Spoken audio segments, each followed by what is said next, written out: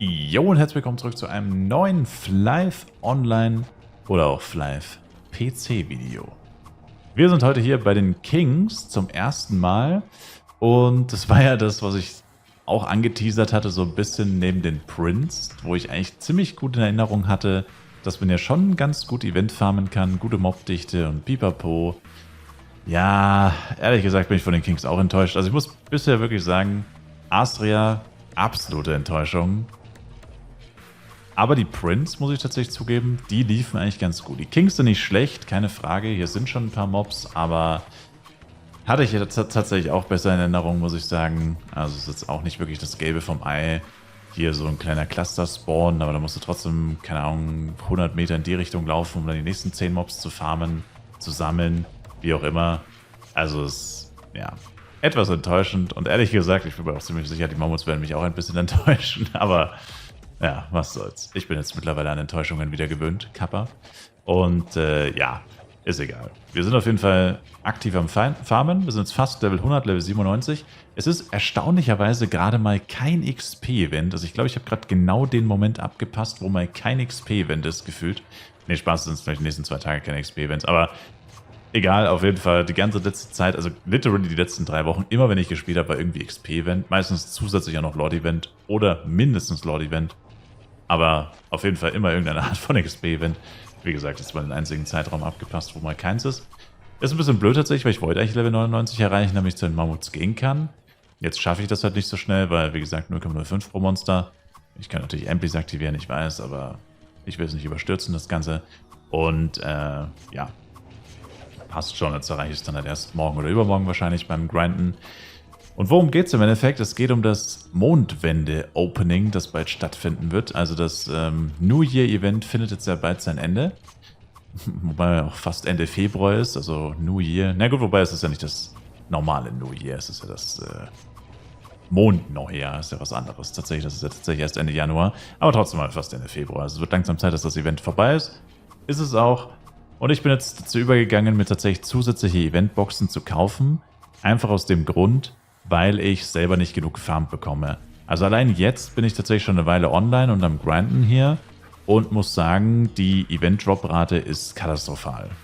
Und das ist mir schon öfter aufgefallen. Zu manchen Zeiten droppt es auf jeden Fall besser oder schlechter.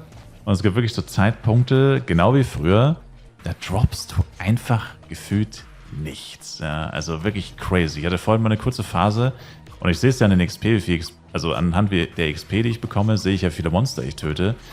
Und ich schwöre euch, ich habe 150 Monster getötet und 2 Glücksbeutel gefunden. Und ich meine, jetzt sagt vielleicht jemand, ja gut, so schlecht ist das gar nicht. Aber ich war ganz ehrlich, Alter, 100 Monster für 2 Event-Times ist lächerlich, wenn du 20 pro Box brauchst. Das ist geistesgestört schlecht. Da würde es sich legit 1000-mal mehr lohnen, diese Drachen zu farmen. Aber wie gesagt, ich denke halt auch, dass es einfach immer noch dieses Uhrzeitproblem einfach gibt, dass zu gewissen Zeiten das Event einfach schlechter droppt, weil diese Schwankungen kann ich mir nicht anders erklären. Ist aber auch nicht so wichtig, weil ganz ehrlich, es würde sowieso keinen riesigen Unterschied machen, weil ich jetzt sowieso nicht die ultra krasse Zeit habe. Also selbst wenn es jetzt immer besser droppen würde, hätten wir auch nicht sehr viel mehr als 2000. Also von dem her muss man sagen, ja, kriege ich nicht genug Eventboxen selber gefarmt. Ich will diesen Drachen aber immer noch haben, wobei ich da auch noch mal ein paar Bedenken tatsächlich habe. Da habe ich am ersten Mal irgendwie gar nicht richtig dran gedacht. Ich glaube, das ist echt erst so, wo man langsam wirklich ans Box-Opening rangeht und die theoretische Möglichkeit besteht, den Drachen tatsächlich zu bekommen. Dass es ja 2 Probleme mit dem Drachen gibt. Problem 1, er ist seelengebunden, was grundsätzlich kein Problem ist, das war mir tatsächlich egal. Aber daraus entwickelt sich mehr oder weniger Problem 2, was an sich ein eigenes Problem ist und zeitgleich wieder ein Problem, beziehungsweise halt in Widerspruch mit Punkt 1 steht. Und zwar bräuchte ich ja dann logischerweise neue Permabeats für den Drachen. Weil sicherlich jetzt in Astria und im Low-Level brauche ich ihn natürlich nicht, aber später dann, naja, irgendwie schon. Und ein seelengebundenes Pet zu einem Permabeat-Pet zu machen, das ist halt immer so eine Sache, das macht man eigentlich nicht so gerne. Und ja, das ist jetzt halt so eine Sache. Ne? Ist natürlich erstmal, das sind alles theoretische Probleme, weil wenn ich den Drachen gar nicht bekomme, dann kann es mir im Endeffekt egal sein. Und selbst wenn ich ihn bekomme, muss ich ihn ja eigentlich nicht zwingend zum Permabeat-Pet machen. Vor allem eigentlich ist es echt wenig. Also es ist im Endeffekt das Sackblatt, der im Endeffekt fehlen wird. Das ist eigentlich das Ärgerliche. Die ATK sind 6%. Ist okay. Ist jetzt nicht gewaltig, also könnte man auch drauf verzichten. Also ich würde es mir dann wahrscheinlich nochmal durch den Kopf gehen lassen. Wahrscheinlich eine sehr lange Zeit. Wie gesagt, die gesamte Zeit im Low-Level würde ich es auf jeden Fall erstmal nicht machen, nicht überstürzen. Irgendwann im High-Level vielleicht mal. Aber ja, dass er sehengebunden ist, ist echt schon ein bisschen blöd, muss man sagen. Finde ich ein bisschen schade. Ich hoffe halt, dass es dann auf jeden Fall vielleicht nochmal die Möglichkeit gibt, weitere, schnellere CS-Pads zu bekommen. Es gibt ja den Holozip, den roten, der ja noch schneller sein soll. Es soll ja quasi normale CS-Pads geben, dann der weißäugige blaue Drache als schnelleres CS-Pad und dann der rote Holozip als schnellstes CS-Pad. So hieß es ja in der Ankündigung, wenn ich mich richtig erinnere. Und ja, klar, es gibt noch die Möglichkeit, sich den zu holen, wobei der wahrscheinlich unfassbar teuer sein wird. Und die andere Möglichkeit gibt es natürlich noch, dass es weitere, schnellere CS-Pads durch weitere Events gibt. Dass das jetzt nicht die letzte Chance ist auf so ein schnelles Event, CS-Pad. Aber man muss natürlich erstmal davon ausgehen, dass es jetzt erstmal kein weiteres geben wird. Das heißt, man will jetzt wirklich dieses haben. Ich will dieses haben. Und ja, genau. Jedenfalls, lange Rede, kurzer Sinn. Ich habe eben neue Boxen gekauft oder Boxen von anderen Leuten gekauft und werde noch weitere Boxen kaufen. Das einzige Problem dabei ist halt, dass die relativ teuer sind. Also wir haben jetzt hier 165 Boxen gekauft. Ziel ist eigentlich, dass ich 2000 farme. Man sieht es gerade an der Droprate, also heute wird es auf jeden Fall nichts. Es sind noch ein paar Tage, bis das Event wirklich komplett vorbei ist. Will ich auf jeden Fall 100 durch mich selbst haben, dann wären es 265 Boxen.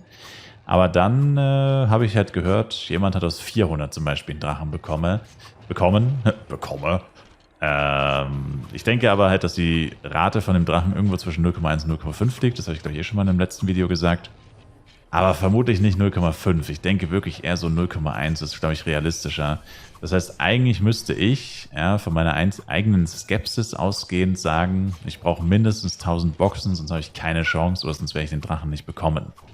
War auch am Anfang das, was ich am Anfang gesagt habe. Ich denke mal, 1000 Boxen werden es sein. Das war auch meine anfängliche Vermutung. Und bei der bleibe ich. Ich denke, 1000 Boxen ist realistisch, dass man ihn kriegt. Und wenn man ihn da nicht kriegt, kann man, glaube ich, berechtigt enttäuscht sein. Bei 1000 Boxen ist nicht wenig auf jeden Fall. Jetzt auch nicht extrem viel wahrscheinlich, aber es ist auf jeden Fall nicht ultra wenig. Zumindest für jemanden, der jetzt nicht Main Live PC spielt hier. Und ja, deswegen werde ich probieren, noch ein bisschen was zu kaufen. Wie gesagt, ich habe leider nicht so viel Penya, das habe ich ja, glaube ich, auch schon im letzten Video gesagt. Und bin jetzt dazu übergegangen, alle meine anderen Event-Items und literally alles, was ich im Inventar habe, zu Penya zu verwandeln. Also ich habe jetzt meine Moonstones und Oris verkauft. Ihr seht, es sind gerade mal über 20 noch. Ich habe meine Treasure Chests in Gate umgewandelt. Ich habe, was habe ich noch verkauft? GX und G-Knuckle habe ich den Tower B1 gedroppt und verkauft. Also GX habe ich gleich für 500 Mio verkauft, den G-Knuckle für 200 oder so.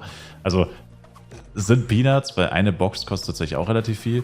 Lol, was für ein Random XP und Drop Event ist seit literally 5 Uhr morgens.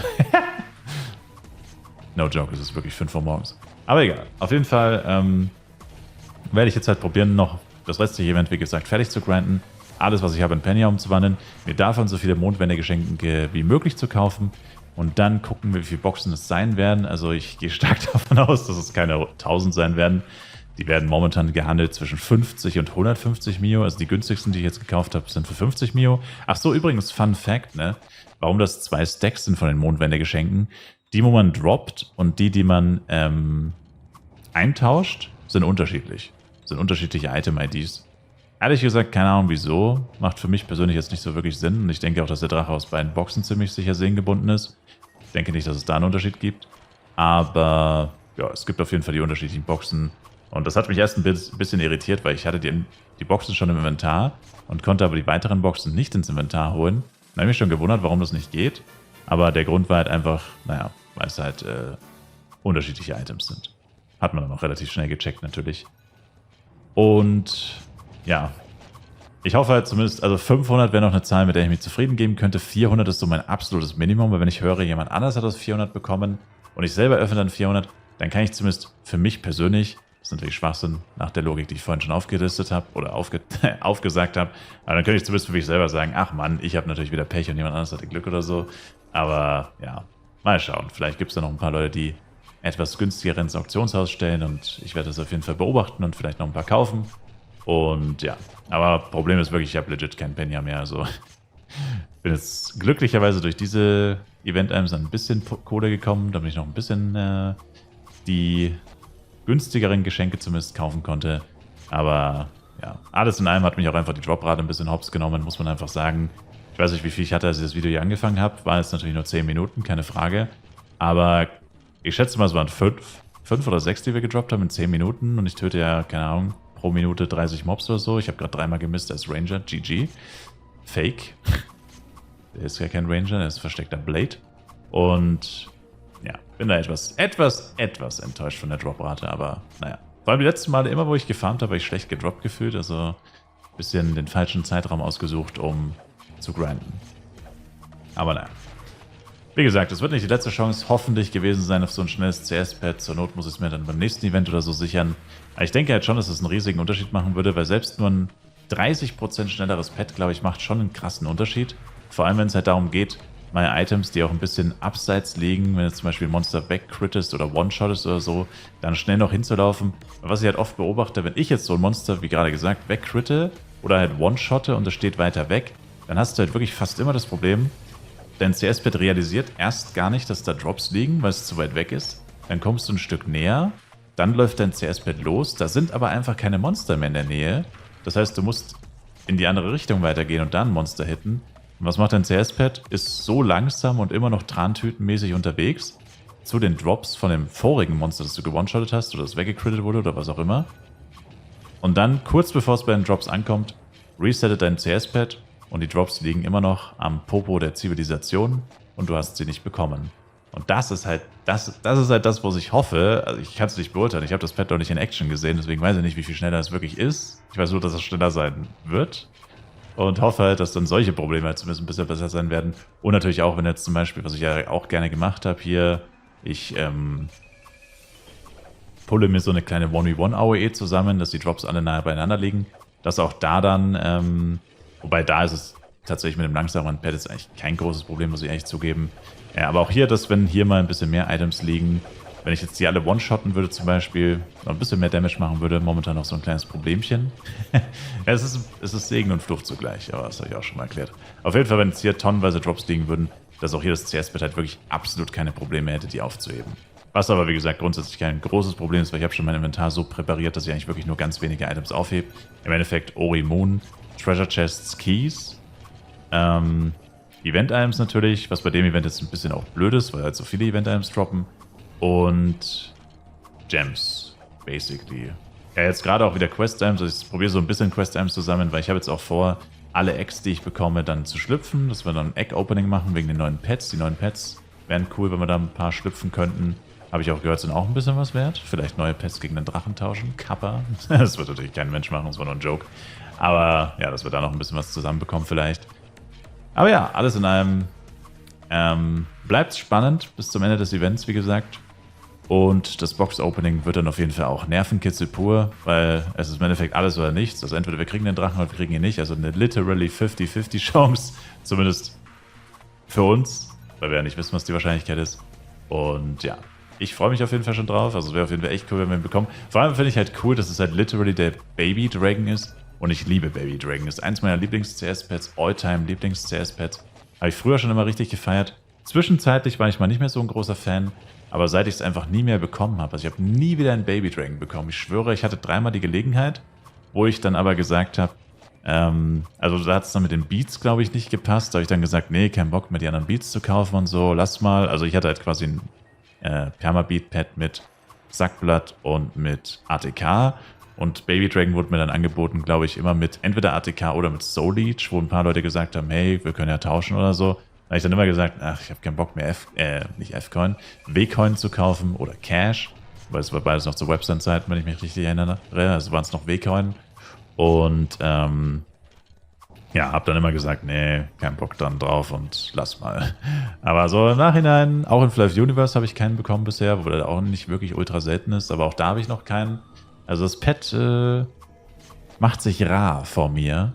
Und entsprechend wäre es cool, wenn wir es auch deswegen einfach bekommen, weil es halt ein cooles CS-Pad ist. Aber ich will es natürlich hauptsächlich wegen dem Speed, keine Frage.